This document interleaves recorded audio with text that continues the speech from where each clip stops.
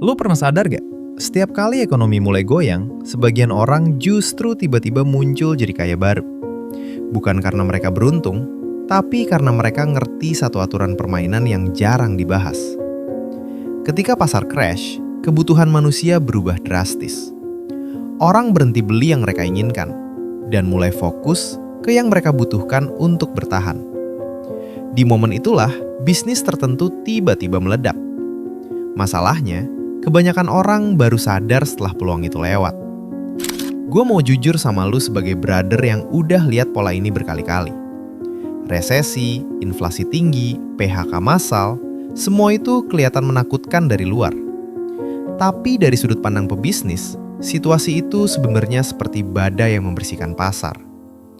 Bisnis yang rapuh tumbang, tapi bisnis yang tepat justru tumbuh lebih cepat dari kondisi normal.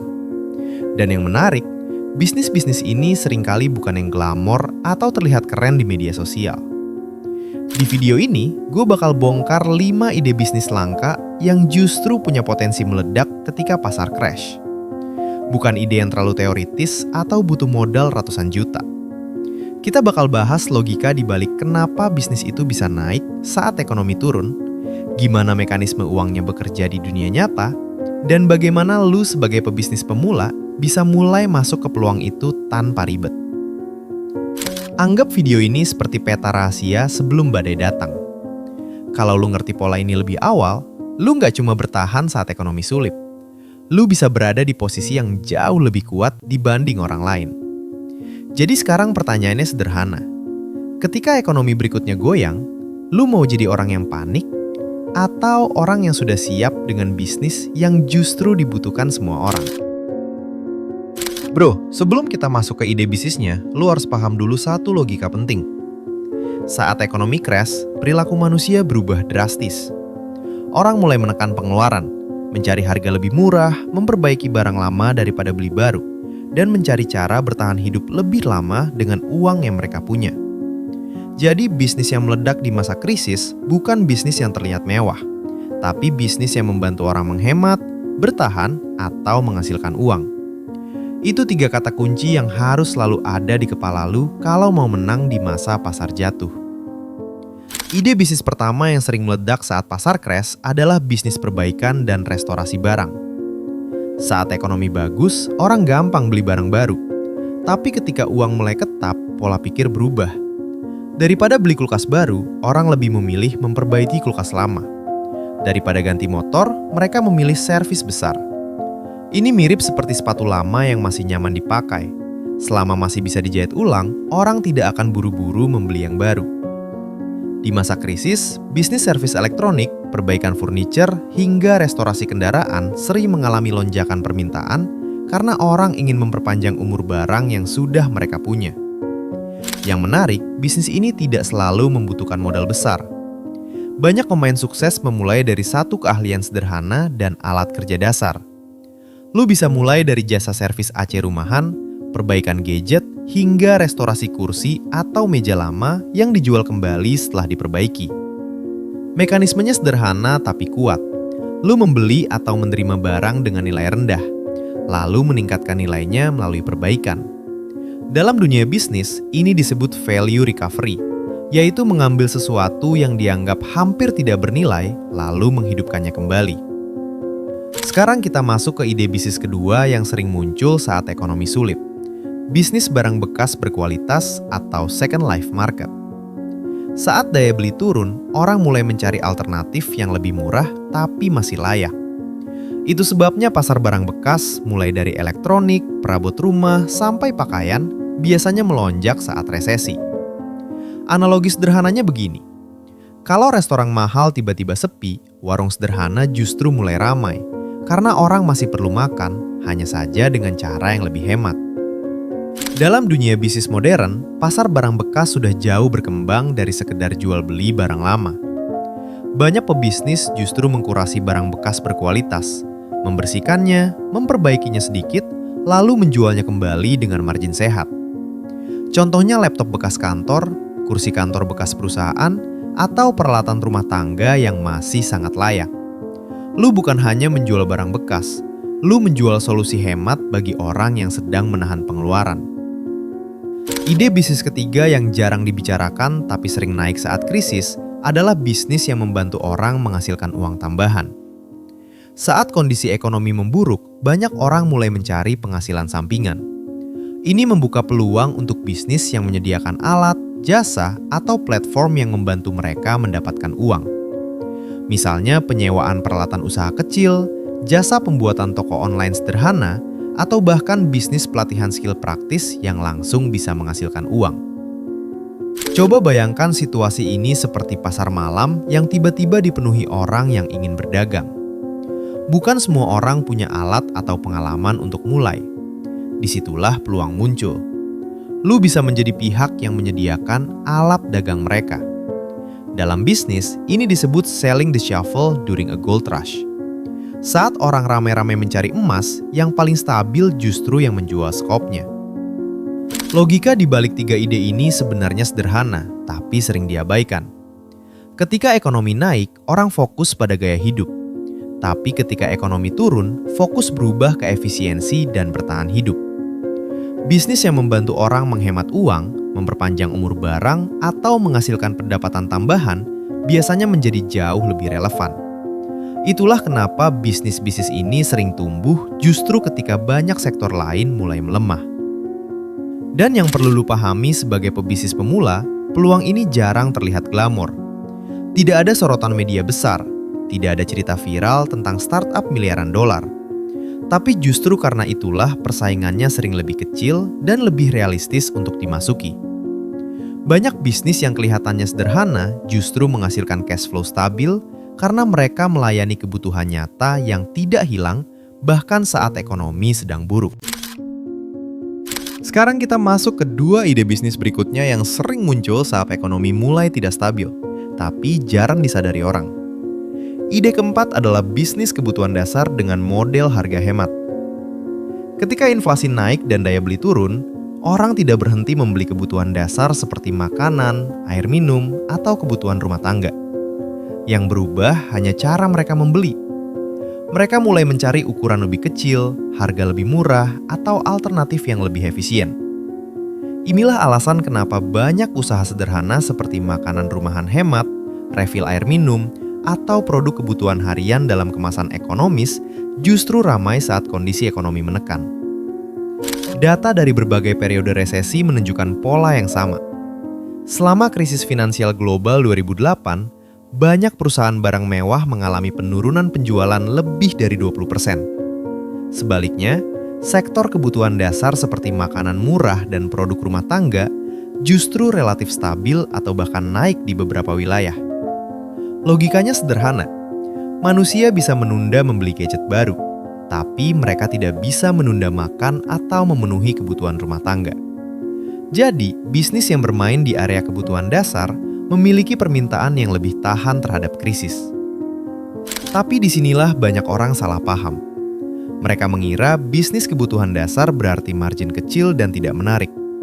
Padahal kuncinya bukan pada margin per produk, tapi perputaran uangnya.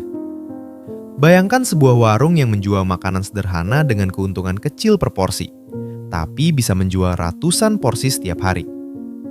Dalam bisnis, kecepatan perputaran uang sering lebih penting daripada margin besar yang jarang terjadi. Banyak usaha kecil bertahan puluhan tahun karena mereka memahami prinsip ini dengan sangat baik. Ide bisnis kelima yang sering muncul saat ekonomi goyang adalah bisnis jasa efisiensi biaya. Ketika perusahaan dan individu mulai menekan pengeluaran, mereka mencari cara untuk mengurangi biaya operasional tanpa menghentikan aktivitas mereka.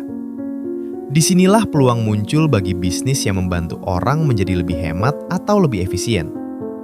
Contohnya jasa optimasi listrik rumah, konsultasi penghematan operasional usaha kecil, atau bahkan jasa digital sederhana seperti pengelolaan pemasaran murah untuk UMKM yang tidak punya tim marketing sendiri. Di banyak negara, sektor jasa efisiensi justru tumbuh saat ekonomi sulit, karena semua orang mulai menghitung ulang pengeluaran mereka. Sebuah laporan dari lembaga riset McKinsey pernah menunjukkan bahwa selama periode ekonomi melambat, perusahaan cenderung meningkatkan investasi pada solusi yang bisa menurunkan biaya operasional hingga 10-20%. Artinya, ada pasar nyata untuk bisnis yang membantu orang menghemat uang, bukan hanya menghasilkan uang. Yang jarang disadari adalah bahwa banyak bisnis besar sebenarnya lahir dari situasi seperti ini. Mereka tidak muncul dari ide yang terlalu rumit, tapi dari kemampuan membaca perubahan perilaku pasar. Ketika orang mulai menahan pengeluaran, peluang bisnis berpindah dari sektor gaya hidup ke sektor ketahanan ekonomi. Pebisnis yang memahami pergeseran ini biasanya mampu menemukan peluang yang tidak terlihat oleh kebanyakan orang. Jadi kalau kita rangkum sampai titik ini, ada 5 pola bisnis yang sering kuat saat pasar crash. Bisnis yang memperbaiki barang lama, bisnis yang menjual barang bekas berkualitas, bisnis yang membantu orang menghasilkan uang tambahan, bisnis kebutuhan dasar dengan harga hemat, dan bisnis jasa yang membantu orang menekan biaya. Semua ide ini punya satu kesamaan penting. Mereka beroperasi di area kebutuhan nyata, bukan sekedar keinginan sementara. Sekarang pertanyaannya bukan lagi ide apa yang bagus, tapi bagaimana lu mulai masuk ke peluang ini tanpa terjebak teori panjang. Langkah pertama yang harus lo lakukan adalah mengamati perubahan perilaku orang di sekitar lo. Ketika ekonomi mulai terasa berat, perhatikan apa yang mulai sering dilakukan orang. Apakah mereka lebih sering memperbaiki barang lama, membeli barang bekas, atau mencari cara menambah penghasilan sampingan? Dalam bisnis kecil, pengamatan sederhana seperti ini sering lebih berharga daripada membaca laporan ekonomi yang rumit. Langkah kedua adalah memulai dari skala kecil tapi cepat bergerak. Jangan menunggu semuanya sempurna. Misalnya, kalau lu tertarik di bisnis barang bekas, lu bisa mulai dari satu kategori yang mudah dijual seperti kursi kantor, meja kerja, atau elektronik ringan. Cari barang yang masih layak, bersihkan, perbaiki sedikit, lalu jual kembali dengan harga yang masih lebih murah dari barang baru. Tujuan awalnya bukan langsung besar, tapi memahami pola permintaan dan perputaran uang di pasar tersebut. Langkah ketiga adalah fokus pada cash flow, bukan gengsi bisnis. Banyak pebisnis pemula gagal karena mereka ingin bisnis terlihat keren sebelum bisnis itu benar-benar menghasilkan uang. Padahal dalam kondisi pasar sulit, yang paling penting adalah bisnis yang bisa memutar uang secara stabil. Anggap saja seperti mengisi ember dengan air yang terus mengalir kecil tapi konsisten, dibanding menunggu satu ember besar yang datang sekali lalu berhenti. Tantangan yang sering muncul biasanya ada 2, rasa ragu memulai dan ketakutan menghadapi kompetitor. Untuk mengatasinya, lu harus mengubah cara berpikir. Di masa pasar crash, banyak pemain besar justru melambat karena mereka terlalu berat bergerak. Pebisnis kecil justru punya keunggulan karena lebih fleksibel. Lu bisa menguji ide baru, mengganti strategi dengan cepat, dan menyesuaikan harga atau produk tanpa birokrasi panjang. Jika langkah-langkah ini dilakukan secara konsisten, manfaatnya bukan hanya soal uang. Lu juga mulai membangun ketahanan mental sebagai pebisnis. Lu tidak lagi panik melihat berita ekonomi atau perubahan pasar, karena lu tahu bisnis lu berdiri di atas kebutuhan nyata.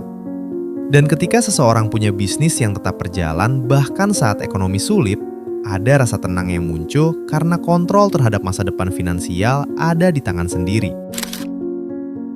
Brother, kalau ada satu hal yang harus lu ingat dari seluruh pembahasan ini, itu adalah satu prinsip sederhana.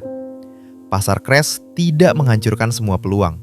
Dia hanya memindahkan peluang ke tempat yang berbeda. Ketika ekonomi turun, gaya hidup memang ikut turun. Tapi kebutuhan manusia tetap berjalan. Itulah kenapa bisnis seperti perbaikan barang, pasar barang bekas berkualitas, bisnis yang membantu orang mendapatkan penghasilan tambahan, kebutuhan dasar dengan harga hemat, dan jasa efisiensi biaya sering justru tumbuh saat banyak sektor lain melemah. Banyak orang melihat krisis sebagai tembok yang menutup jalan, tapi seorang pebisnis melihat krisis seperti perubahan arah arus sungai. Kalau lu tetap berdiri di tempat lama, mungkin memang tidak ada peluang. Tapi kalau lu membaca arah arusnya dan bergerak mengikuti perubahan itu, justru di sanalah peluang baru muncul. Dalam dunia bisnis, kemampuan membaca perubahan perilaku pasar sering jauh lebih berharga daripada sekedar memiliki modal besar. Jadi mulai sekarang, coba refleksikan satu hal sederhana. Dari 5 ide yang kita bahas tadi, mana yang paling dekat dengan kondisi lu sekarang? Mana yang bisa lu mulai kecil-kecilan tanpa menunggu situasi sempurna? Kadang langkah kecil yang dimulai lebih awal justru menjadi fondasi bisnis yang kuat ketika orang lain baru mulai sadar peluangnya. Kalau menurut lu pembahasan ini membuka cara pandang baru tentang bisnis di masa sulit, tulis di komentar ide mana yang paling menarik buat lu jalankan. Dan kalau lu ingin gua terus membedah strategi bisnis yang realistis buat pemula, jangan lupa subscribe channel ini. Karena di dunia yang ekonominya terus berubah, orang yang siap belajar dan bergerak lebih cepat biasanya bukan cuma bertahan, mereka justru yang akhirnya menang.